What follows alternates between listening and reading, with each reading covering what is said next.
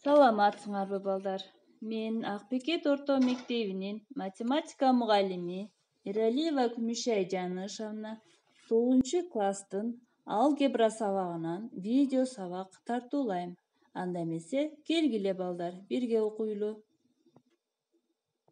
Сабактын темасы тригонометриялык функцияларды өзгөртүү жана теңдештиктерди далилдөө. Сабактын максаты бирдей аргументтүү тригонометриялык туюнтмалардын арасындагы катнаштарды туюнтуучу формулаларды билүү, формулаларды туюнтмаларда жөнөкөйлөтүүдө, теңдештиктерди далилдөөдө колдонуу. Теңдештиктерди далилдөөдө 3 жол колдонулат. Биринчи, барабардыктын сол жагын өзгөртүү менен оң жагындагы туюнтманы алуу. Экинчиден, барабардыктын оң жагын өзгөртүү менен анын сол жагындагы туюнтманы алуу. Үчүнчү, барабардыктын эки жагын өзгөртүү менен бир эле туюнтма алууга болот. Мурдагы параграфта бирдей аргументтүү тригонометриялык функциялардын арасындагы катнаштарды туюнтуучу формулалар чыгарылды. Ошондой эле аларды тригонометриялык функциялардын биринин берилген мааниси боюнча калгандарынын маанисин табууда колдонуу каралды. Ошол эле формулалар тригонометриялык функцияларды жөнөкөйлөтүү жана теңдештиктерди далилдөө максатында колдонулат. Бул үчүн бир катар маселелерди карайлы. Ошондой эле алынчы төмөндөгү формулалар берилген. Биринчи, синус квадрат альфа кошулган косинус квадрат альфа барабар 1. Тангенс альфа барабар косинус альфанын синус альфага болгон катышы. Котангенс альфа синус альфанын косинус альфага болгон катышы. Тангенс альфа менен котангенс альфанын көбөйтүндүсү 1-ге барабар. Косинус квадрат альфадан 1 бул тангенс квадрат альфанын 1-ге барабар. Синус квадрат альфадан 1 барабар бул котангенс квадрат кошулган 1-ге барабар.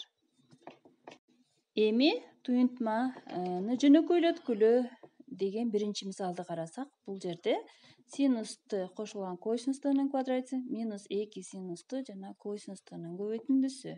Карагыла балдар, чыгарылышында эки сандын туюнтмасынын квадраты, демек кыскача көбөйтүүнүн формуласы менен чыгарылып турат.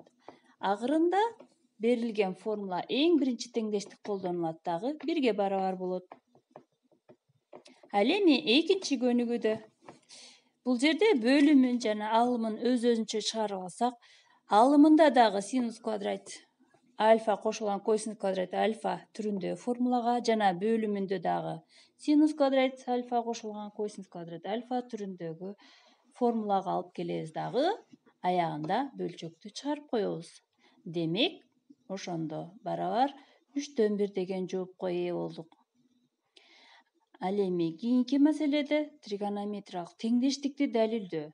Бул жерде теңдештикти далилдеш үчүн биз теңдештиктин сол жагын өзгөртүп, оң жагын барабарлайбыз. Ал үчүн кашанын ичиндеги ар бир көнүгүүнү чыгарып чыгабыз. Кашанын ичиндеги тангенстин ордунда карагыла балдар, косинус альфанын синус альфага болгон катышы, ал эми котангенстики синус альфанын косинус альфага болгон катышы менен аягында теңдештик далилденип турат.